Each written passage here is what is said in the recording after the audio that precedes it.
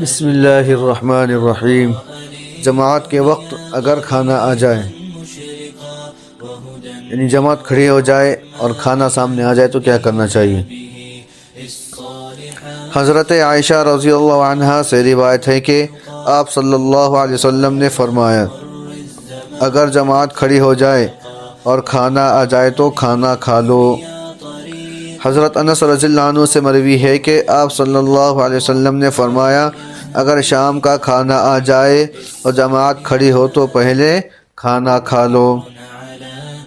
امام بخاری علیہ الرحمہ نے نافع علیہ الرحمہ سے نقل کیا ہے کہ حضرت ابن عمر رضی اللہ عنہ کھانا کھا رہے تھے اور آپ صلی اللہ علیہ وسلم کی قرأت سن رہے تھے، یعنی قرأت سن کر کھانا نہیں چھوڑا۔ علامہ عینی علیہ الرحمہ نے بیان کیا کہ کھانے کو جماعت پر مقدم کرنے کا حکم اس وجہ سے ہے کہ دل فارغ ہو جائے، دھیان لگا رہے۔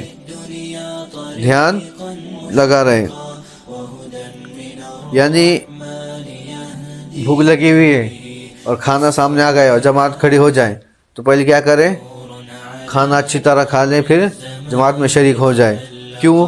اس لیے کہ دل فارغ ہو جائے اور دھیان نماز میں لگا رہے، ورنہ اگر کھانا آ گیا اور اٹھ کر چلا گیا نماز پڑھنے کے واسطے تو دل کہاں رہے گا؟ پھر کھانے کی طرف رہے گا۔ امام صاحب جلدی سے نماز ختم کرے اور میں جا کر کھانا کھا لوں تو پورا دھیان کہاں رہے گا؟ پھر کھانے میں رہے گا، نماز میں دھیان نہیں رہے گا۔ اس لیے پہلے کیا کرے؟ جماعت کے وقت کھانا آ جائے تو پہلے کھانا کھا لیں، فارغ ہو جائیں، پھر نماز کے واسطے کھڑے ہو جائیں۔ جمعہ کے دن جمعہ کے بعد کھانا مسنون ہے۔ جمعہ کے دن جمعہ کی نماز کے بعد کھانا سنت ہے۔ حضرت سہل بن سعد رضی اللہ عنہ فرماتے ہیں کہ ہم لوگ جمعہ کے دن جمعہ کے بعد کھانا کھاتے اور قیلولہ کرتے تھے۔ کب؟ جمعہ کے دن جمعہ کی نماز کے بعد کھانا کھاتے اور کھانا کھائے بعد سے قیلولہ کرتے۔ اس سے معلوم ہوا کہ جمعہ کے دن جمعہ کے بعد کھانا مسنون ہے، چونکہ بنسبت اور دنوں کے نماز بھی جلدی ہو جاتی ہے اور نماز سے پہلے جمعہ کی تیاری ہوتی ہے۔ نماز سے پہلے کیا ہوتا ہے؟ جمعہ کے نماز کی تیاری ہوتی ہے، اس لیے کھانے کا وقت نہیں رہتا ہے۔ آدمی نہانے میں، غسل کرنے میں، تیل وغیرہ لگانے میں، تو جمعہ کی تیاری میں پورا وقت گزر جاتا ہے۔ وقت کب گزرتا ہے پتہ ہی نہیں چلتا، اس لیے کھانا کب کھانا ہے؟ جمعہ کی نماز کے بعد کھانا سنت ہے۔ دوپہر کے کھانے کے بعد قیلولہ سنت ہے۔ قیلولہ کسے بولتے ہیں؟ تھوڑی دیر آرام کرنا۔ قیلولہ بولے تو تھوڑی دیر آرام کرنا۔ حضرت ابن عباس رضی اللہ عنہما سے مروی ہے کہ آپ صلی اللہ علیہ وسلم نے فرمایا کہ دن کو سو کر رات کی عبادت پر قوت حاصل کرو۔ دن کو سو کر رات کی عبادت پر قوت حاصل کرو، یعنی دن کے وقت دوپہر میں تھوڑا سو جائیں گے تو رات میں اٹھ کر جلدی اٹھ کر عبادت کر سکتے ہیں، رات میں عبادت کرنا آسان ہوگا۔ حضرت سعید بن یزید رحمۃ اللہ تعالی کہتے ہیں کہ حضرت عمر بن خطاب رضی اللہ عنہ جب دوپہر کو ہمارے پاس سے گزرتے تو فرماتے، جاؤ قیلولہ کرو۔ حضرت انس رضی اللہ عنہ سے مروی ہے کہ قیلولہ کرو کیونکہ شیطان قیلولہ نہیں کرتا۔